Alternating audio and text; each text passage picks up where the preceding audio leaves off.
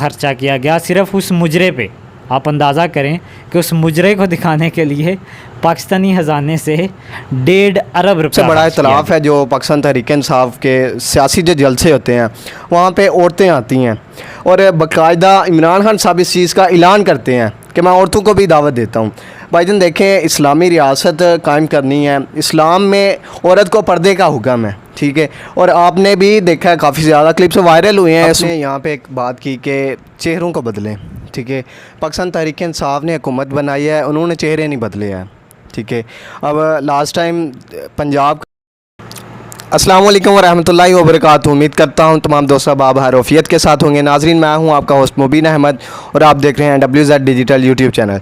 मेरे साथ इस वक्त पाकिस्तान तहरीक इंसाफ के नहायत ही एक्टिव कारकुन जनाब चौधरी जुनैद इकबाल गुमन साहब मौजूद हैं। आए आपकी उनसे मुलाकात करवाते हैं। अस्सलाम वालेकुम जुनैद भाई। जी वालेकुम सलाम जी। जुनैद भाई क्या हाल है और सुनाए सब हरोफियत है? जी अल्लाह करम, आप सुनाए ठीक है? जी अल्हम्दुलिल्लाह की सीरा। जुनैद भाई, आज आपके पास आया हूँ। आपका जो मौक़िफ़ है, पाकिस्तान तहरीक इंसाफ एक पाकिस्तान के हक़ में बहुत ही बेहतरीन पार्टी है, ठीक है। 14 अगस्त से पाकिस्तान जब आज़ाद हुआ है, तो आपको भी पता है लाखों कुर्बानियों के बाद पाकिस्तान आज़ाद हुआ है, लेकिन इंतहाई अफसोसनाक जो मामला 14 अगस्त को इस दफ़ा पेश आया कि हुकूमती सतह पर मुजरे का जो कह लें कि एहतमाम किया गया है और मुजरा करवाने वाले हमारे वज़ीर आज़म जनाब शहबाज शरीफ साहब थे, ठीक है। वहाँ पे मौलाना फजल रहमान के साहबजादे को भी देखा गया है। तो क्या इसके बारे में क्या कहना चाहेंगे? पाकिस्तान इस्लाम के नाम पे हासिल किया गया मुल्क को, और जिस दिन आज़ादी का दिन था, बजाय इसके कि हम नवाफल अदा करते, अल्लाह ताला का शुक्र अदा करते, हमने ये काम करके अपने जो कह लें कि हमारे की गई उसमें जो आप जिसको मुजरा कह रहे हैं, मेरी नज़र में भी वो मुजरा ही था। हमने इस मुल्क की जो हकीकी मकसद था इस मुल्क को हासिल करने का, वो भूल गए हमने अपनी आने वाली जनरेशन को, अपनी नस्लों को ये नहीं बताया कि ये मुल्क हासिल कैसे किया गया था। इस मुल्क को हासिल करने के लिए कितनी कुर्बानियाँ हासिल की गई, कितनी कुर्बानियाँ दी गई थी। ये मुल्क हमने इज़्ज़तें लुटा के दी थी, हमारी माँओं बहनों की इज़्ज़तें लूटी गई थी। और आपने वो सुना होगा, एक माँ ने अपने बच्चे का गला सिर्फ़ इसलिए घूंट दिया था कि उसकी आवाज़ ना निकले और बाकी लोग मारे ना जाएं। ये मुल्क ऐसे हासिल किया गया था। लेकिन इस बार जो यौम आज़ादी की तकरीब मनाई गई, जिसमें प्रॉपर मुजरा किया गया, उसमें हमारे वज़ीर आज़म साहब भी बैठे हुए थे, उनके साथ हमारी वज़ीर इत्तलात मरियम औरंगज़ेब साहबा भी बैठी हुई थी। वो उस मुजरे को इंजॉय कर रही थी। और साथ ही मौलाना फजल रहमान जो कि मजहबी लीडर हैं, जो कहते हैं कि मेरे अलावा पाकिस्तान में सारे यहूदी हैं, वो चेयरमैन पाकिस्तान तहरीक इंसाफ को यहूदियों का एजेंट कहते हैं, उनके अपने साहबजादे वहाँ पे वो मुजरा एंजॉय कर रहे थे, जिसमें औरतें नाच रही थीं और फजल रहमान साहब के बेटे जो कि वो उस मुजरे को एंजॉय कर रहे थे। हमने देखा कि इस मुल्क के साथ मजाक किया गया इस तकरीब में। ये मुल्क की तारीख़ में पहली बार ये ऐसा हुआ है, 75 साल की तारीख़ में पहली बार ऐसा हुआ है कि हुकूमती सतह पे 14 अगस्त को प्रॉपर डांस करवाया गया, नाच गाना करवाया गया। नाच गाना इस लेवल का कि PTV को वहाँ पे बुलाया गया। PTV नेशनल चैनल है, उसको कहा गया कि आपने पूरी दुनिया को हमारा ये चेहरा दिखाना है कि हम अपनी आज़ादी वाले दिन अपने मजहबी लीडरों को और अपने वज़ीर आज़म साहब को बिठा के नाच गाना दिखाते हैं। हमने क्या वज़ीर आज़म साहब ने ये पैगाम दिया अपनी आने वाली कौम को, अपनी आने वाली नस्लों को कि ये कुर्बानी, ये मुल्क कैसे हासिल किया गया था, इस मुल्क को कैसे बचाया गया था, इस मुल्क के लिए किस किस शख्स ने कितनी कितनी कुर्बानियाँ दी गई थी? नहीं, बस ये दिखाया गया कि वहाँ पे मुजरा होगा। एक प्रॉपर हॉल बनाया गया, उस हॉल पे हमारे ज़राए के मुताबिक 1.5 अरब रुपया ख़र्चा किया गया सिर्फ उस मुजरे पे। आप अंदाज़ा करें कि उस मुजरे को दिखाने के लिए पाकिस्तानी ख़जाने से 1.5 अरब रुपया ख़र्च किया गया है। जी नाजरीन, मेरी ख़बर के मुताबिक ये था कि 75 करोड़ रुपया। जुनैद भाई कह रहे हैं कि 1.5 अरब रुपया। भाईजान, एक बात मैं कहना चाहूँगा यहाँ पे कि हमारी अदालतें यहाँ पर क्यों सोई हुई हैं कि 1.5 अरब रुपया पाकिस्तानी ख़जाने से सिर्फ जो कह लें कि हुक्मरान हैं उनकी अयाशी के लिए ये खर्च किया गया है, ठीक है। यहाँ पर अदारों ने एक्शन क्यों नहीं लिया? अगर पाकिस्तान में कोई कह लें कि खर्च होता है किसी भी मामले का, उसका एहतसाब होना चाहिए कि भाई ये खर्च हुआ है, इसमें अपनी ज़ात पे किसी ने कितना खर्च किया है। मेरे मुताबिक ये जितना भी खर्च हुआ है ये उनकी अपनी ज़ात पे खर्च था, क्योंकि उन्होंने अपने कह लेंगे नफ्स को खुश करने के लिए ये काम किया, ठीक है। 1.5 अरब रुपया ये जो उन्होंने ज़ाया किया है, कौम का, मिलत का जो उन्होंने ज़ाया किया है, इस पर अदारों ने एक्शन क्यों नहीं लिया? अच्छा, पहली बात ये है कि आपने डॉक्टर तारुल कादरी साहब का वो क्लिप सुना होगा जिसमें वो कहते हैं चेहरे नहीं निज़ाम बदलो।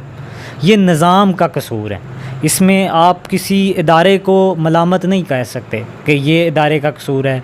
अदालतें इस पे एक्शन नहीं लेती। अदालती निज़ाम ऐसा है, अदालती निज़ाम में अब रिसेंटली इस गवर्नमेंट ने वो कर दिए काम कि अदालतें किसी को पूछें ही ना, जो मर्ज़ी करें। आप 50 करोड़ से 1 अरब रुपए की चोरी कर लें, आपको अदालत पूछ ही नहीं सकती कि आपने कहाँ पैसे किए हैं, क्योंकि ये गवर्नमेंट ने कर दिया।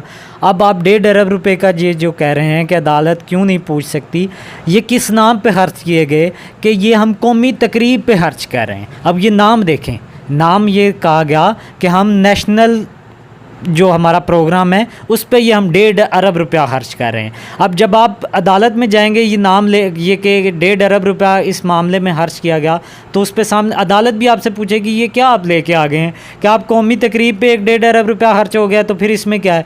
अब नाम ऐसे दिए जाते हैं जिसमें अदालतों को भी इस चीज़ को चैलेंज ना किया जा सके।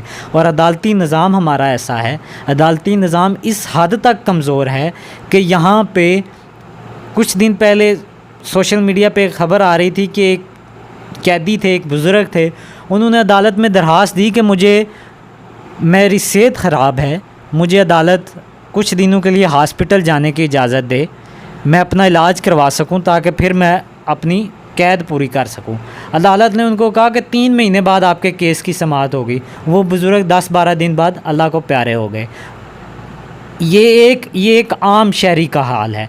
दूसरी तरफ एक शख्स जो अरबों रुपए की करप्शन करके इस मुल्क से बाहर चला जाता है, अदालत उसको कहती है कि सर आप 10 रुपये का स्टाम्प पेपर दें, आप 50 रुपये के स्टाम्प पेपर के ऊपर लिखें कि मैं वापस आ जाऊँगा 8 हफ्ते बाद।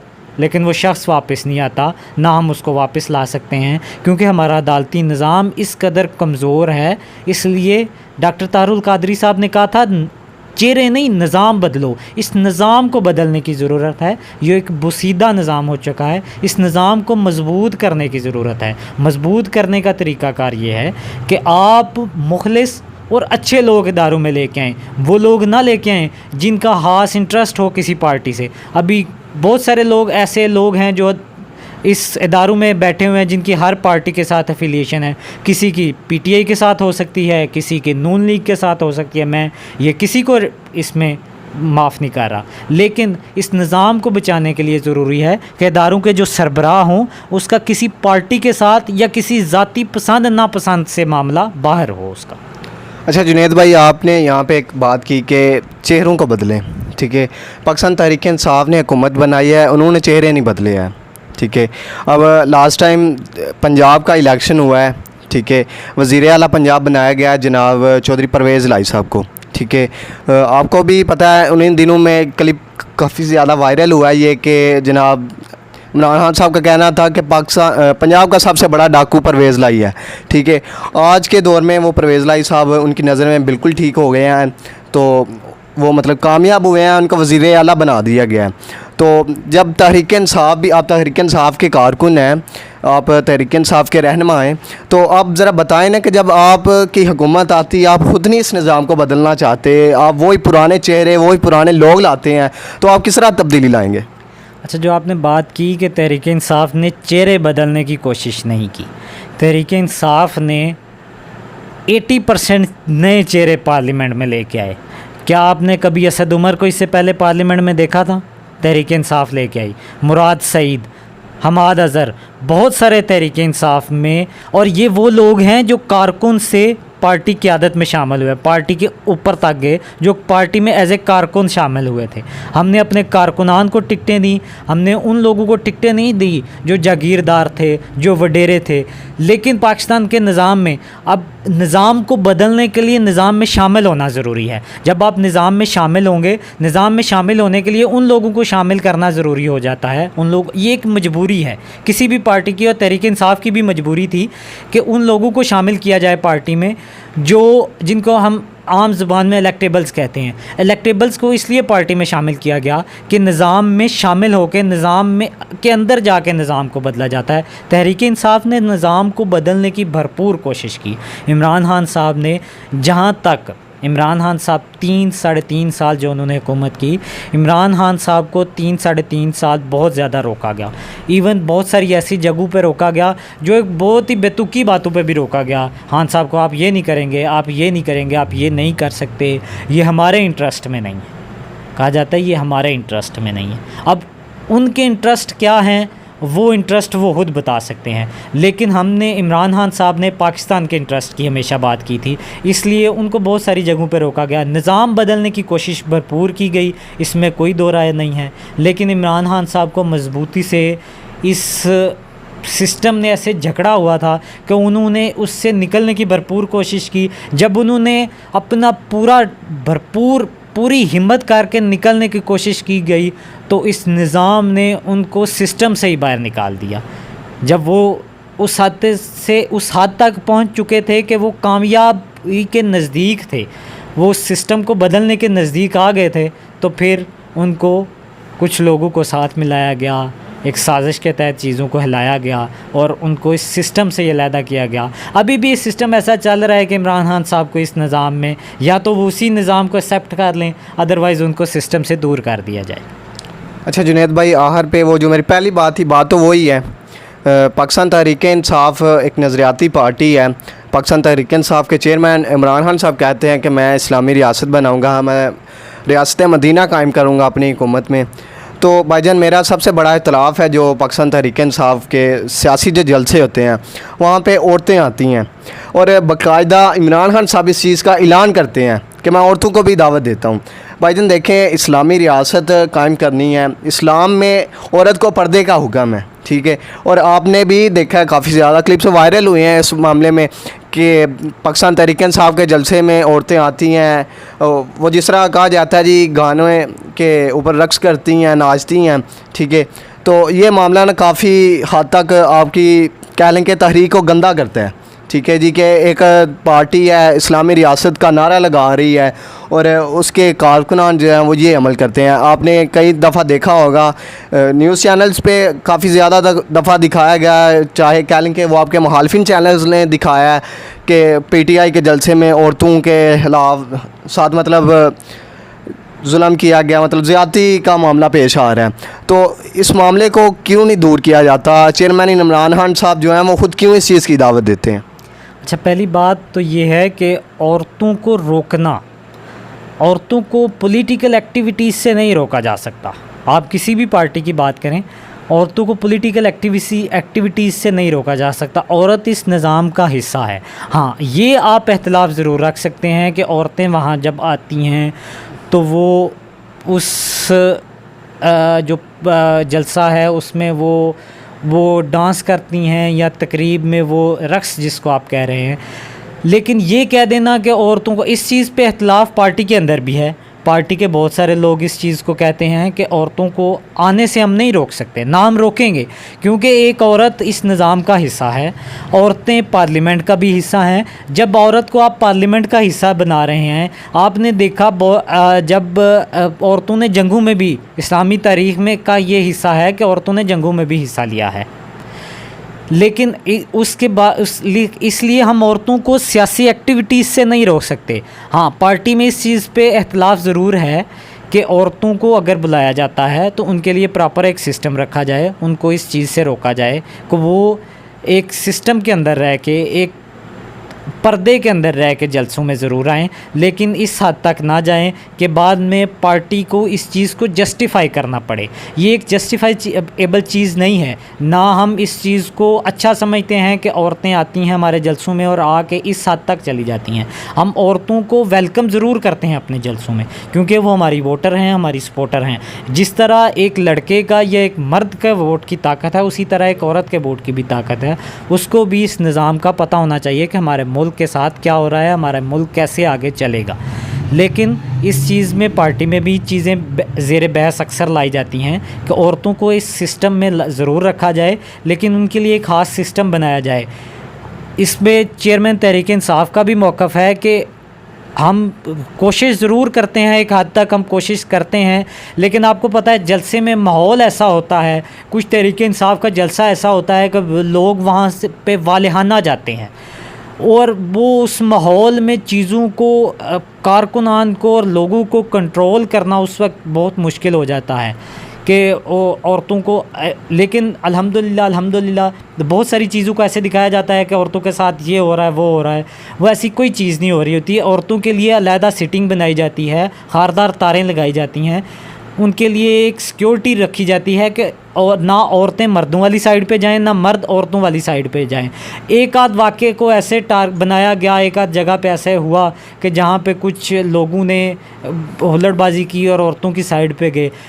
हम ये नहीं कहते कि वो हमारे कारकुन ही नहीं थे दूसरी पार्टियों की तरह, वो हमारे ही कारकुन थे। लेकिन जब जलसे का माहौल होता है, जब लाखों लोग एक जलसे में आ जाते हैं, तो वह कंट्रोल करना मुश्किल हो जाता है। इसलिए पार्टी इसके बारे में भी पार्टी इस बारे में भी सोच रही है कि ये एक तरतीब दी जाए कि औरतों को के लिए प्रॉपर एक ऐसा हाल बना दिया जाए जहाँ पे मर्दों की रसाई ही ना हो, वो देख ही ना सकें औरतों को। जी जुनैद भाई, जिस तरह आपने बात की है, देखें एक पाकिस्तान में दूसरी तहरीक है, इस्लामी तहरीक उसे कहा जाता है, पाकिस्तान तहरीक लब्बैक पाकिस्तान, ठीक है। तहरीक लब्बैक पाकिस्तान के जो कायदीन हैं उनके कई दफ़ा ऐलानात हुए हैं। लॉन्ग मार्च में भी एक दफ़ा मैंने एक वीडियो देखी कि कुछ औरतों ने मतलब घरों से निकलने की कोशिश की, उन्होंने घरों से निकल के वो नारा जो तहरीक लब्बैक का नारा है वो बुलंद किया।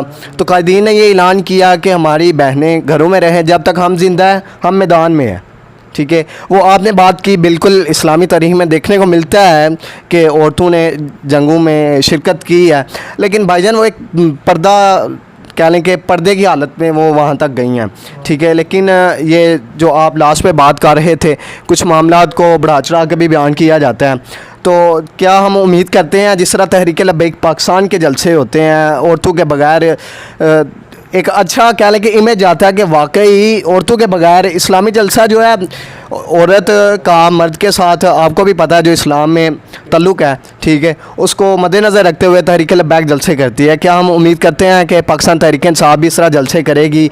और औरतों के हकूक़ के हम बिल्कुल आपके साथ हैं, आपकी बातें बिल्कुल ठीक हैं, लेकिन ये जो मैं बात आपसे करना चाह रहा हूँ, आप भी मेरी बात को समझ रहे हैं कि क्या इसी तरह जिस तरह तहरीक लब्बैक जलसे करती है, हमें उम्मीद है कि पाकिस्तान तहरीक इंसाफ भी इस तरह से जलसे करेगी?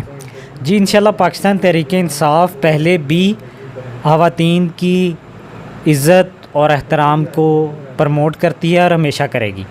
हम कोशिश कर रहे हैं कि तहरीक इंसाफ के जलसों में ऐसा माहौल ना पैदा किया जाए, माहौल ऐसा ना भी हो, लेकिन माहौल बना दिया जाता है ऐसा तहरीक इंसाफ के ख़िलाफ़, क्योंकि बहुत सारी पार्टीज़ को तहरीक इंसाफ वैसे ही पसंद नहीं आती।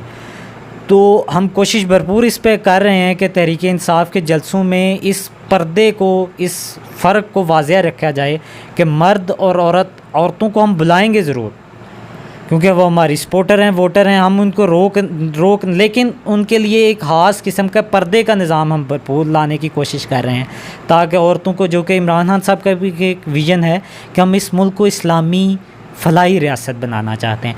इमरान खान साहब के इस बयान को मदीना की रियासत बनाने का निज़ाम, मदीना की रियासत बनाने का मजाक भी उड़ाया गया। फलाही रियासत का मकसद आम आवाम की खिदमत था, आम ख़वातीन, आम मर्दों की खिदमत का।